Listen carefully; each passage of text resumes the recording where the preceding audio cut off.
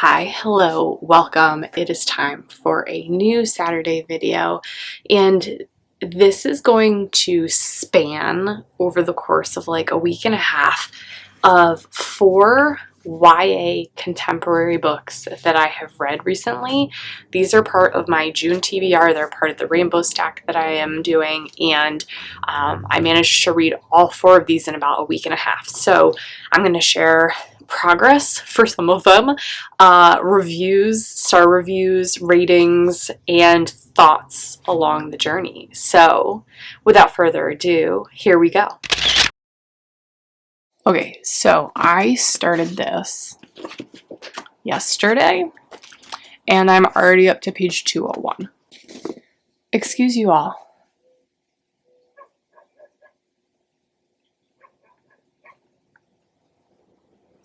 Such a fast read. All of her stuff is such a fast read. I always fly through it. Tiffany D. Jackson is she's an incredible writer. I have a love-hate relationship with her, though, I feel. For the most part, I love the fact that I can almost never guess what's going to happen with the twist at the end. There's always some big twist, and I never see it coming, and just right every time. However, a lot of the times with the twist, it irritates me because I didn't see it coming, and it seems so far-fetched sometimes. I have a feeling that's kind of where we're going with this, that there's going to be something beyond like a normal, plausible explanation of what has happened to Monday, and it's going to irritate me. It's going to be something like Claudia has multiple personality disorder or something like that, and Monday is made up, right? And the whole thing is like, it's going to be something absolutely wild like that, and it's going to irritate me, I'm sure. However, I need to know what has happened, what is going on. So at this point in the book, Monday pretty much is gone right away. Claudia seems to be the only one who's really concerned about her missing. She's trying to find her best friend. She's not showing up to school. The school district pretty much is like, oh, well, she unenrolled. Oh, wait. Oh, she's homeschooled. Oh, wait. And there's not a lot of concern about where this little girl is. Her home life is far better than Monday's. There's a lot of stuff going on with Monday's family, and they kind of live in the projects area. They're potentially about to get kicked out of their home. Her mom is a single mom. There's a couple of kids. Her mom, it seems to be indicating toward there's some kind of, at least we know, verbal abuse, probably some kind of physical abuse, because there are mentions of bruises and things like that. I don't know that I love how much flipping back and forth this does in the timeline. There's a lot of like the year before, then it's present, then it's 2 years before, then it's like future-ish. It's a lot of bouncing around, but that almost makes it faster paced at the same time. I can understand like a present to past, but this is like a present past for it, like it jumps to the future and then it goes way to the past, like 2 years before. It's a lot of chaos throughout. I just, all I wanted to do today was to keep reading this. I'm really glad that tonight is a reading sprint night, because I am planning on demolishing more of this. I am hoping to finish this by tomorrow. I am taking a sick day to go get a filling, but I think as long as I'm done cleaning in time, I'll have some free time to read. So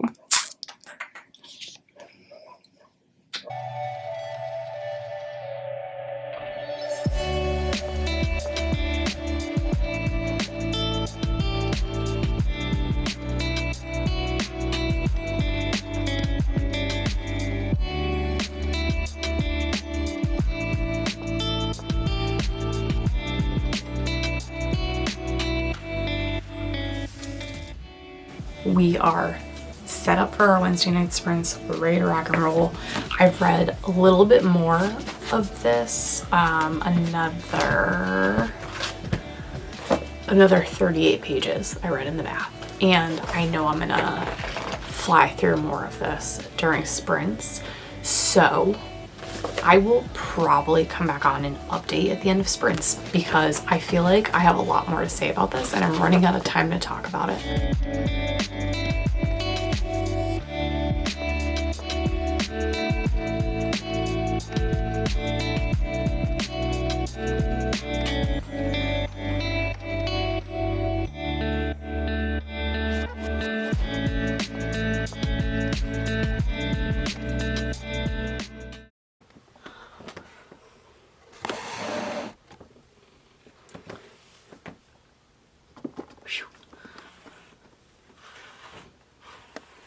Hi.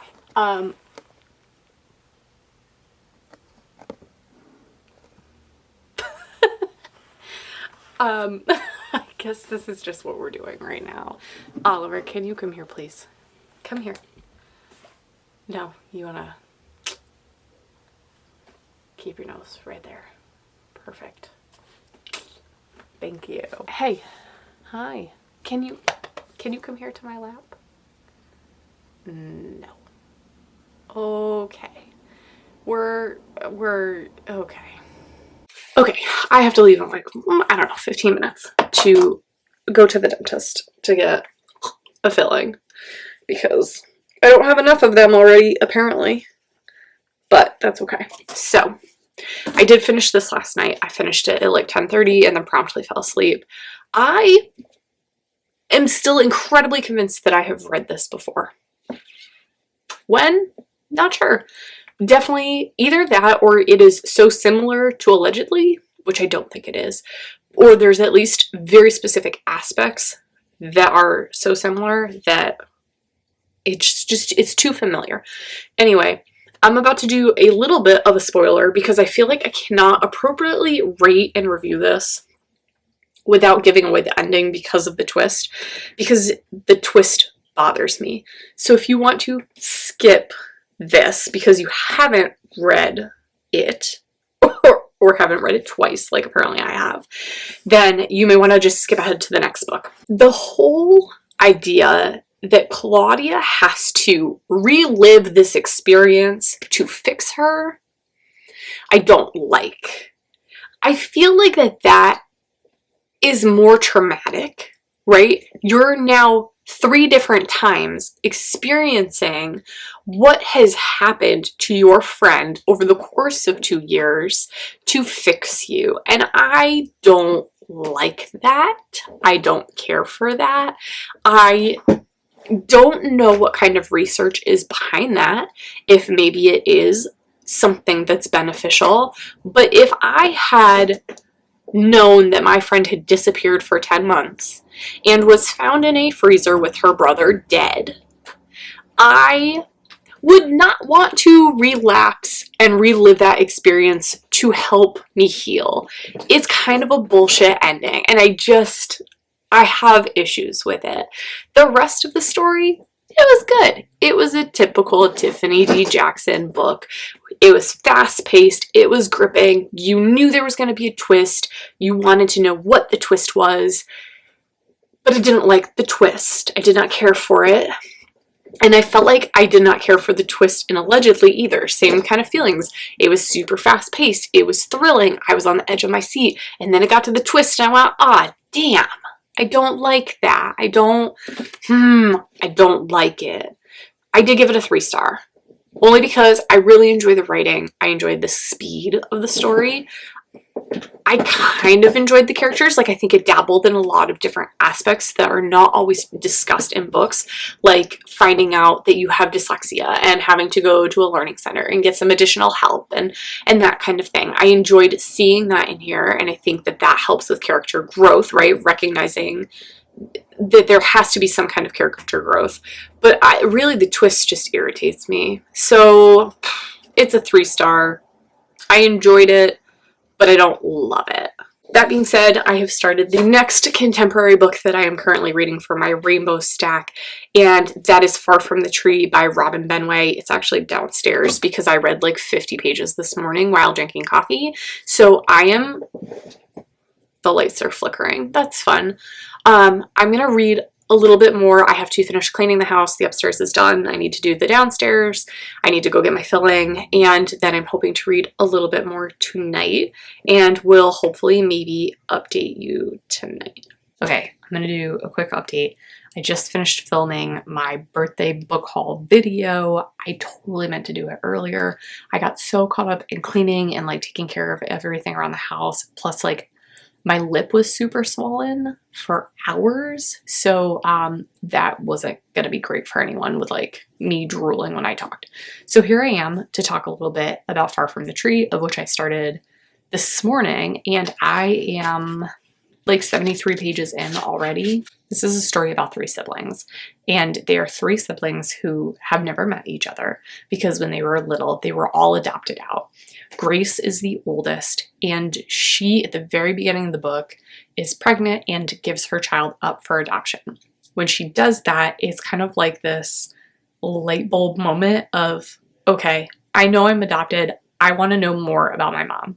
That conversation leads into her discovering that she has 2 siblings. She never knew that. She just knew that she had been adopted. And all of a sudden, the kids find each other. And she is able to meet Maya, who is her younger sister. So Maya is the middle child of the 3. And Grace and her family go over to Maya's family's house. They meet, they eat. She and Maya kind of talk back and forth after this, and they email their brother Joaquin, and they hope that he's like going to be cool with meeting up.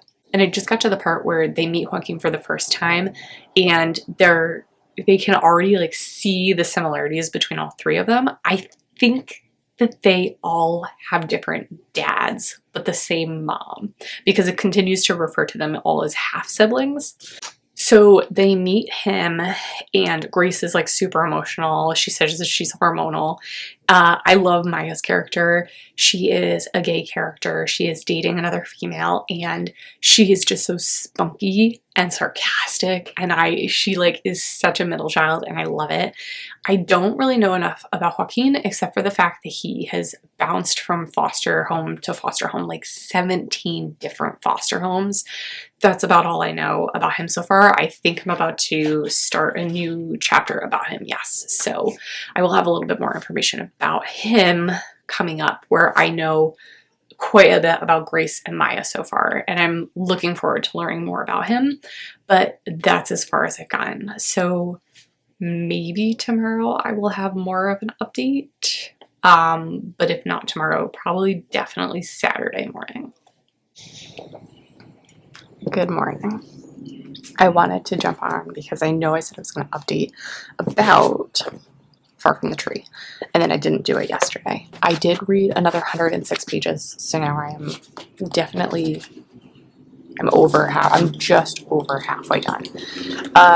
This is kind of a slow burn. It feels like it's taking its time, really building up to the catalyst of the story, whatever's going to happen. All of the kids have met at this point. They've gotten together a couple of times. Grace is still hiding from her siblings that she had a child and gave it up for adoption, and that is like the reason why she is so desperate to find their biological mom. Maya and Joaquin are like still not about it. They want nothing to do with it.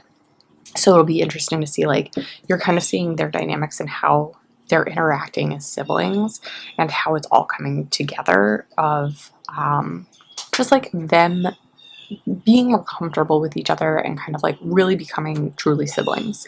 I am enjoying the writing style.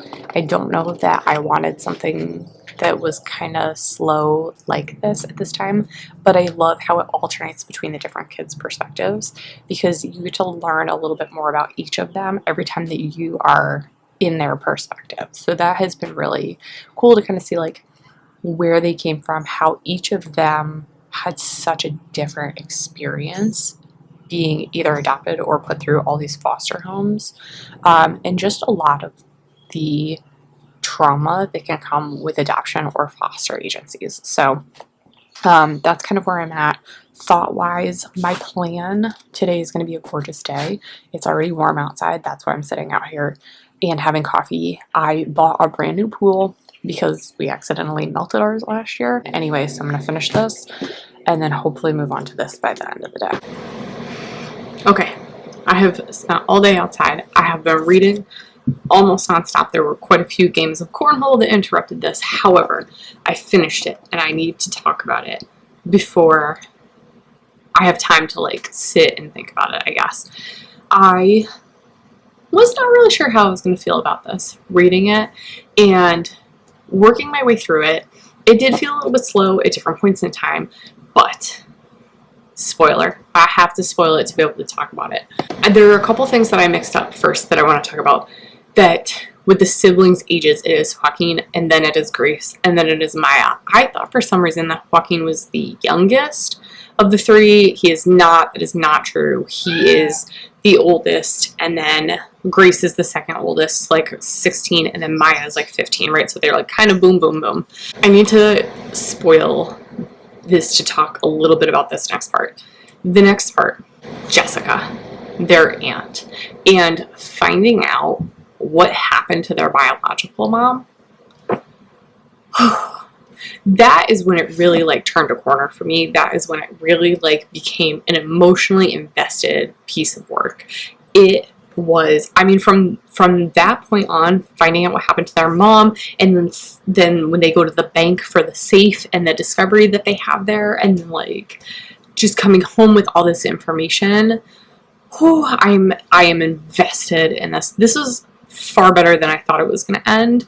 I feel like I'm still going to give it a 4 out of 5 though, just because it felt a little repetitive in some points, but I understand that it also needed to kind of build up to this catalyst of their mom being someone not quite what I think that everyone was expecting. You know, a lot of the time you hear of a mom who has 3 kids from 3 different fathers, and like, I think society's thought is to think the worst of that parent, of that person. And you don't know everybody's situation, right, until you've walked in their shoes and you can fully experience and appreciate what they have gone through. And that is what it felt like with Melissa. I felt like there was going to be some dramatic story of like her being this really terrible person, and that's why she gave up these kids. And that's not what it was in any way, shape, or form. And I feel like a terrible person for having that bias of thinking that she was going to be a certain way. And she wasn't. It was like literally shit happens kind of thing. And that is the reason why she couldn't keep any of her kids. And then just there's a huge reason why she couldn't come back and find them. So 4 out of 5 stars. Wonderful book. I'm gonna have to get a copy for her myself. Actually, I think I have one in my classroom already, but it might be checked out. This is really, really good. Really well done. I really enjoyed this particular story.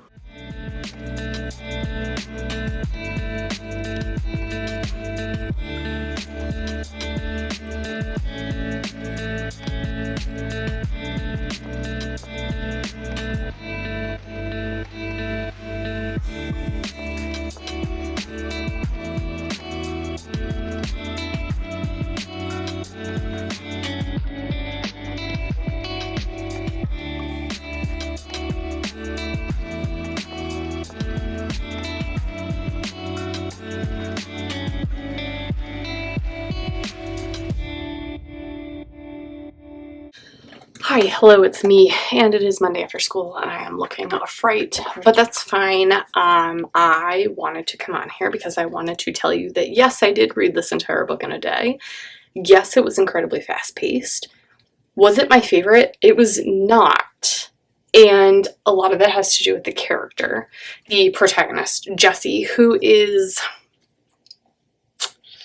I wanted to think that he was just, like, gonna be an unreliable narrator, and he was, but he was reliably terrible at the same time. He's conniving, he's just like vindictive, he's actually, I would really describe him as emotionally numb as a character. So he's gone through a lot of trauma. You find out pretty early that his mom is dead. That comes up a little bit later, and his dad is pretty much a raging alcoholic that like tours and plays in a band, and like Jesse has gone through a lot of trauma in his life, and it numbs him to the point where he has like no emotion. And you think that he's going to change throughout the story, and like, this is gonna, like, I don't know how to say this without spoiling it, but you think that he's going to change throughout the story, and he doesn't. He remains this passive and aggressive character who just is in it for what he wants and doesn't, like, develop the way you want him to. However, that being said, now that I have, like, spoiled it, I guess, that being said, the old man at the nursing home that he adopts, he, like, pays him to be his grandfather. I loved their relationship because they clearly thought the same way. They, like, had the same brain, but he, like, twisted everything on Jesse, and they kind of became friends, and I adored that. I loved it. I mean, this was okay. It wasn't as good as I was hoping. There were a couple of parts I was actually kind of uncomfortable about reading. Like, do teenage boys really think that way? And I don't know. I'm not a teenage boy. I was not a teenage boy. I don't know. It could be, but there were a couple of questionable things that were thought, said, experienced that I was just interested. That's not for me. Anyway, I'm gonna give this a 3 out of 5 stars because it just, it was fast. It was good. It wasn't great. Ugh. It is, like, super hot and gross. And I just got back from the climbing gym, and so it's, like, extra gross. But I started this last night. Today's Tuesday. I started this last night, and I got halfway-ish through. This was sent to me by the author as a book to add to my classroom about mental health awareness, and I love it so far. It has been more than what I thought it was going to be. There are a lot of things that I feel like I connect to with my own experiences in this book.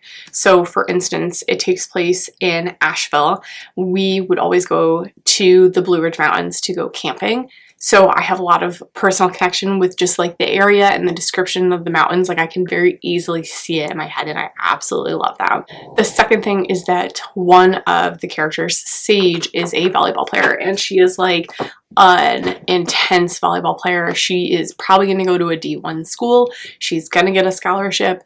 She's just a phenomenal player, and I have such a passion for volleyball. I love it. I loved coaching it. Unfortunately, I'm letting that go for a little bit just for my own mental health. Sage in a game, like, goes beyond to go try to save a ball in this game against Asheville High School, and she gets it, but she, like, knocks her cheek against the wall, and she does something to her ankle. So her father, who's, like, very overprotective about her, especially her health and her wellness and making sure that she's in prime condition to get scouted, insists that she goes to the doctor. And so she goes to the doctor, who's a friend of the family. They look at her ankle.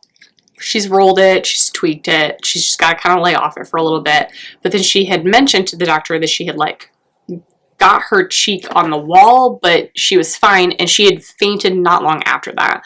So the doctor's a little concerned, like, maybe it's, like, low blood sugar or something else is going on. So they run a couple of tests. The doctor later calls her family and is suggesting more tests, is suggesting an echo for her heart. Okay, so come to find out, she has hypertrophic cardiomyopathy. It's like a thickening of her left ventricle of her heart. And so pretty much if she exercises too hard, she could end up dying. And it's really concerning. So she pretty much has to give up volleyball at, like, the height of her career, about to go to college. And it's devastating for her. Like, that is her life. That's what she thought she was going to do. So her parents are trying to come up with this plan for her to, like, become, like, an assistant or then to get a coaching job. But it's not the same as playing, right? Like, there's something about being in the game. Excuse you. There's something about, like, being in the game, being in the moment, and it's different than coaching, and she just wants the full effect of it, the whole thing. There is another character, Len, who I'm still trying to kind of, like, figure out what her deal is. She's got a little OCD going on. Like, she won't step on certain tiles on the floor. She used to be really big into photography. She still is a photographer, but whatever trauma she has experienced has impacted the way that she is taking photos, and she is also hoping to get a scholarship to college because her parents cannot afford anything, and they're a little like hippy dippy. They have struggled for a long time financially, and they will not be able to put her through college, so she has no choice but to get a scholarship. So she and Sage are like connecting because she catches Sage having a panic attack outside of the gym and like brings her to her parents' home, and it's this weird connection that they're starting to have. It hasn't gotten too much into that, but that's kind of where we're at. I don't know enough about her trauma, but I think it has something to do with her sister, and there was a child maybe involved in it. But other than that, I'm not really sure. I know more about Sage's problems and issues at this point than I do Len's, but we're getting there. So my plan is to hopefully read a bit more of this tonight. I don't know if I'll finish it. Maybe I'll finish it. We'll see. But I would like to read a bit more of this tonight and then try to update tonight or at least tomorrow about it. Okay, I started reading and then totally forgot some important parts about Len. Nani, who is Len's grandmother, is in a nursing home and she is like rapidly deteriorating. She has dementia. It's like getting worse and worse. She can't remember things. Whatever happened to Len, she thinks that she's going crazy, and she thinks that she has this rare disease that is like childhood dementia, and she thinks that she's got it and she's losing her mind. And that's why she's like a little neurotic when it comes to certain things, like touching the floor or like doing certain things. So I felt like that was pretty important, and I totally forgot about it and like just blanked. So I wanted to share that before I went and kept reading some more. It's kind of important. I just got home from the climbing gym, just picked up sushi. It is Dave's birthday, so we're going to celebrate. But I finished this last night, so I wanted to talk about it pretty quickly. I kind of wrap up my thoughts and feelings about it. I really enjoyed this. It was really good. I felt a lot of sentimental attachment just to like the location and specifically to Sage because of her experience playing volleyball and just feeling like she's not good enough now that she has this condition, and that struggle to get over the fact that she's never going to be able to play again. It wrapped up really nicely. I thought that it was an incredibly realistic story. I didn't realize until the end it's actually an Own Voices story because of the author's experience, where several years ago she also experienced something like Len, where it was a traumatic experience and it brought out this like genetically hidden OCD that was extreme. And she says right in the back of it, that in her explanation, that she felt like she was losing her mind and slowly losing touch with reality. It was really well done. I really enjoyed the story. I'm going to highly recommend it to students next year. I did give it a 5-star. I loved it. I don't think I have anything bad to say about it. It was such a good book. It's such a beautiful ending. Everything all makes sense and it all ties together, but it's realistic. It's not like, and then they lived happily ever after. Like, you know that both girls are going to have to still continue to work through their own trauma, their own experiences, their own issues and problems that they have, and they're going to have to continue to work through those for the rest of their lives, a significant amount of time. Really well done. I can't say enough good stuff about it. It was good. I'm really glad that the author sent me a copy of this. I am very appreciative for that. Totally would recommend this to anyone who's looking for something specifically about mental health. That wraps up this Saturday's video. These are 4 YA contemporary books that I've read recently and wanted to share my thoughts while I was reading them with you. I would strongly suggest checking them out. My favorite, if I was going to order them so far, I think I would say The Edge of Anything is my favorite, and then Far from the Tree is my second favorite. Followed by Monday's Not Coming and then Sway. It's a hard decision because they were both 3 stars for me. That is it. Thank you so much for watching this video, sticking around. If you have thoughts or feelings about anything that I talked about or have read any of the books and you want to connect about them, I would be glad to hear your thoughts. Stay tuned next Saturday for a new video. See you then.